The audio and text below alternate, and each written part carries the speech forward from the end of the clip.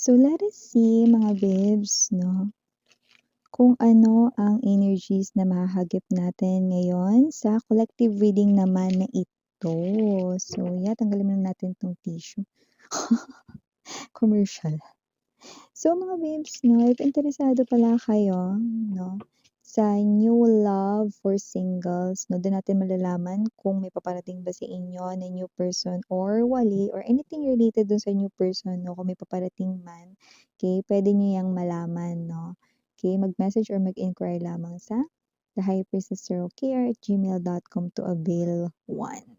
Okay, lalo na sa mga matatagal diyang single or parang nagtatanong sa sarili kung magiging single for life na lang ba kayo or meron bang na-attract sa inyo ngayon or may new love bang namamataan, kahit ano. So let us see for today's reading 'no, kanino kaya mga energies ng ating mahahagip ngayon, Okay. I just saw the full energy while shuffling. So, maaring may paparating sa inyo. Definitely yes, may paparating dito 'no. Alamin natin kung anong klase siyang energy. Feels like new. Bago ito. Like you haven't met this person yet, but soon you will. At parang papalapit ng papalapit na siya.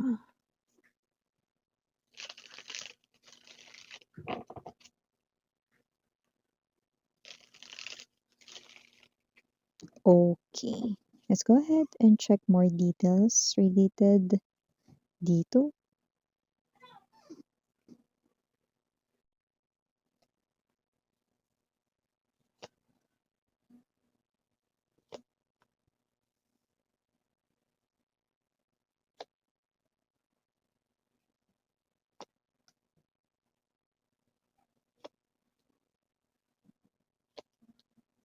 Ayun na nga.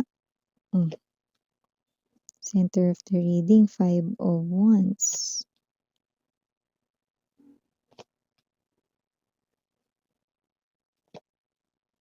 Naku, naku, naku, naku, naku, naku, naku. Bottom of the deck ha, 5 of Cups, 9 of Wands, no? Queen of Cups, gaya ng binanggit ko, di ba may paparating mga babes, no? Kung sino man tong paparating na tong mga babes, no? Kahit new person ito mga babes, no? Naku, wag yan, mga babes, no? Kasi kung sino man yan, kakabreak niya lang doon sa person niya, no? Kahit na ex niya na yun ngayon, kakabreak lang yan, 'no? Naku, sinasabi ko sa'yo mga babes 'no, masisira ang buhay mo 'pag itinuloy mo yan. Miss yan, wala naman akong ka-connect ngayon 'no, yan 'no, kahit na yung iba sa inyo marami-rami wala pa ito, na nakita ko na itong person na 'to ay magiging present sa energies mo, ito lang na darating na mga linggo 'no. Kasi kung sino man 'tong energy na ito 'no, siya yung energy ng super lonely. Kaya nakikita ko dito mga babes 'no, na maaaring ito ay ilagay niya ang kanyang sarili sa mga dating apps or baka siya ito na makipag-meet up or makipag-date dito sa iba.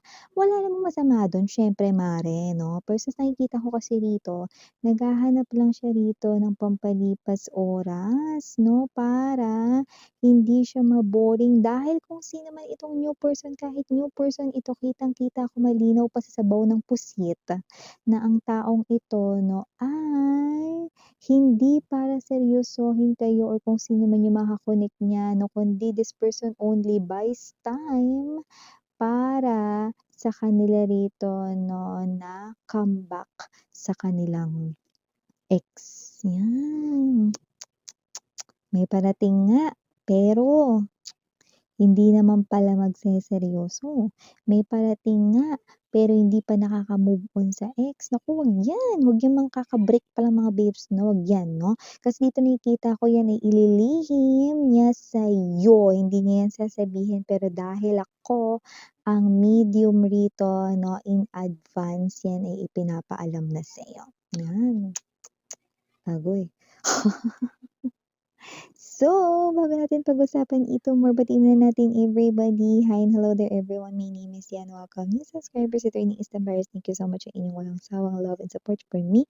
At kung di niyo pa alam, may pa po tayong other channel link down below sa ating description box. If interested, just click that link para mapunta po kayo there. Araw-araw ay nag-upload tayo ng collective readings for all signs doon. At kung di niyo pa alam, may pa po tayong other channel kung saan nag-upload din tayo ng collective readings timeless yun. Ibig sabihin, no, pwedeng nangyari na, pwedeng nangyayari na, pwedeng mangyayari pa lang, no. Kaya naman, just take only what resonates, no.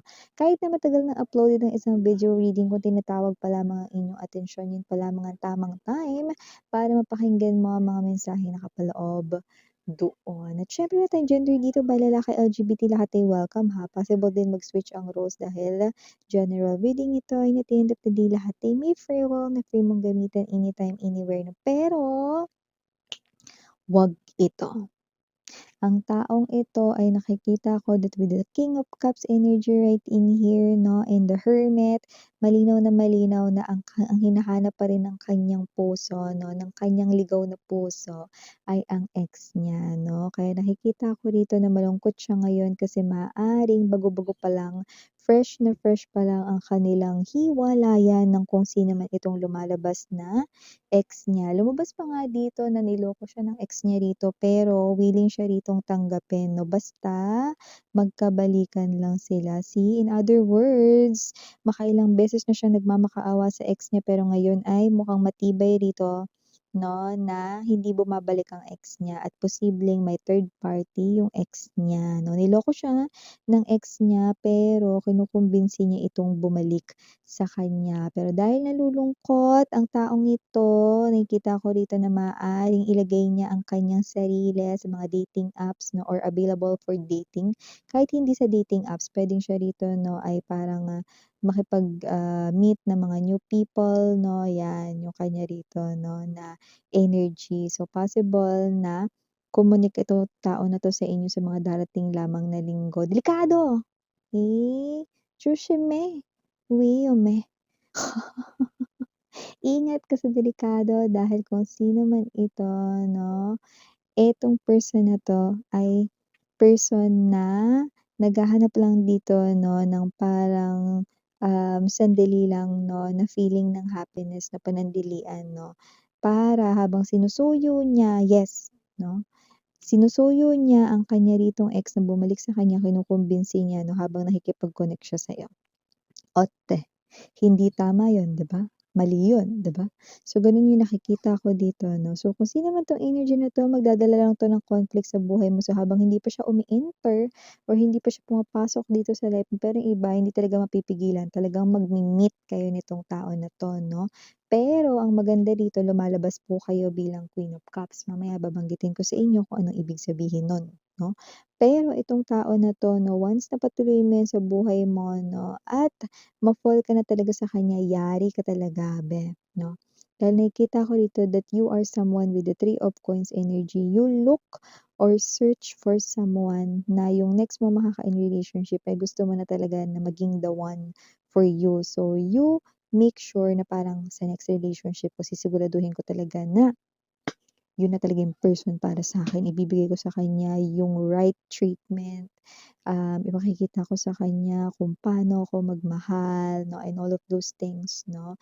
You are looking for that one true love, but this person, okey, na nakikita kong maa-attract sa'yo ay ang person rito na naghahanap lamang ng masisilungan pansamantala habang kinukumbinsi ang taong minamahal niya who happens to be ang ex niya na nagloko sa kanya, 'di ba? At siyempre ayaw natin 'yun, yung gawin kayo rito 'no na pampalipas oras 'no, parang free time lang 'pag walang magawa, 'di ba? Or ayaw natin 'yun 'no, na paglaruan niya ang feelings mo ay naghahanap ka pa naman ng real love, ng the one for you, 'di ba? So, you're not here to play games with this person kasi nakita ko rito once na magkaroon na kayo ng koneksyon 'no at bumalik ang ex niya, iiwan ka nito, hindi 'to magdadalawang isip, iiwan ka nito kasi umpisa, simula't sapul pa lang, mahal niya pa 'yun. Kaya iwasan ninyo yung mga taong kaka-break lang. Eh, sabi mo, "Miss yun hindi ko malalaman na kaka-break niya lang 'no." Hindi mo nga malalaman dahil hindi niya ikukuwento sa'yo. Pero dahil lumalabas ka bilang Queen of Cups energy 'no, makaka-receive ka rito ng mga mensahe kay universe tsaka hindi matigas ang ulo mo, eh. Okay, ikaw ito 'no, na binibigyan mo rito ng meaning yung mga nakikita mong mga numbers, mga signs 'no. You believe in angels, you believe in universe, you believe sa signs 'no. So, makikita mo 'yan, may mga mensaheng nakapaloob diyan 'no, at mararamdaman mo 'yan because malakas ang intuition mo, malakas ang kutob mo rito 'no. Magpapakita rin ng mga senyales na ang person na 'to 'no, ay makukutuban mo na malayo ang kanyang isip dito lumilipad 'no, at wala sa'yo ang kanyang damdamin. For some reason, mararamdaman mo 'yon 'no. 'Yan yung gift ni universe sa'yo rito 'no, since ka pinanganak sa mundo. Okay, magagamit mo 'yan sa sitwasyong ito kaya maga-guard mo ang iyong heart 'no. Maganda mapoprotektahan mo yung sarili mo rito pero hindi natin mapipigilan dito yung energy na magkakakilala kayo niyan, okey? Magkakakilala kayo rito 'no, pero ang maganda mapuputol mo din agad 'no. Pero yun nga may energy rito 'no na magkakaroon na kayo ng first encounters nitong tao na 'to 'no. Pero yes, kaka-break na lang dito sa kanyang person na 'to, nakakaloka.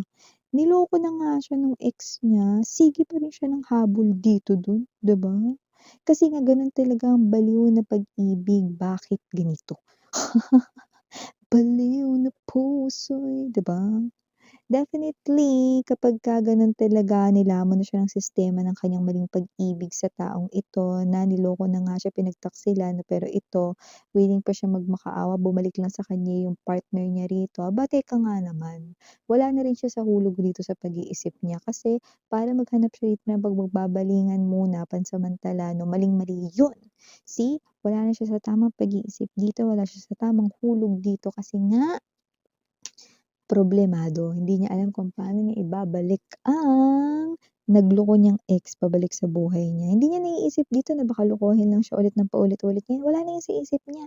Ang nasa isip niya dito basta silang dalawa, basta nasa piling niya, basta nasa poder niya, 'yun lang.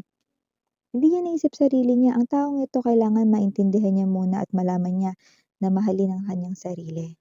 Hindi niya mahal ang sarili niya 'pag ganiyan, 'no? Kasi this person here 'no, kumukuha siya ng less than sa deserve niya, okey? So kung mahal mo ang sarili mo, 'di ba, bakit ka magse-settle for less, 'di ba? So itong tao na 'to na gano'n-gano'n pinapakita niya rito, tsaka dapat hindi siya pumapasok sa isang relasyon, kaka-break niya lang. Dapat pagaling muna siya ng puso niya, 'di ba? 'Di yung mandadamay pa siya, dadamay niya pa yung mga anak ko dito. Kayo yun mga collective 'no, sa mga bagong pasok 'no, kayo ang aking mga noxious 'no. Hindi kayo dapat ma-involve sa ganitong klase ng energy dahil magulo, masisira buhay niyo diyan 'no, Five of Wands energy. Masisira ang buhay niyo dito sa tao na 'to. Dahil hinihintay pa rin niya ang kanyang ex 'no, at nakikita kong walang ni ha ni ho, hindi 'to magpapaalam sa inyo, maaari pa kayong i-ghost niyan. Eight of Cups to this Five of Swords energy, walang pasabi, talagang magbababay yan 'no. Like manggo-ghost yan dito sa inyo 'no. So nakikita ko dito that you will receive the right protection coming from the universe, mga mensahe makukuha mo yun, maa-absorb mo yun. Kaya nakikita ko na hindi dito, talaga as in masisira ang iyo ditong world because of this person. Pero magkakaroon kayo ng first encounters, pero dahil doon malalaman mo na siya yung tinutukoy, 'di ba, dito. So hindi lahat ng mga bagong dumadating sa buhay natin 'no, ay sila na. Okay. So yes mga babes 'no, kagaya ng binanggit ko 'no, sa umpisa ng ating, reading mga mahal 'no. Okay, kung interesado kayo dun sa new love 'no, yun talaga ay personal talaga sa inyo 'no. Yun ang ating aalamin kung may paparating ba sa inyong new love 'no. Malalaman din dun kung matino ba siya or isa siyang loko-loko. Kaya kung interesado kayo mag-message lang sa thehighpriestess@gmail.com to avail one. Okay, so yun yun. Yeah, initials na tayo. We have here capital letter S, capital letter N, capital letter D, capital letter G, capital O, DJ. Baka DJ ang kanyang nickname, ha?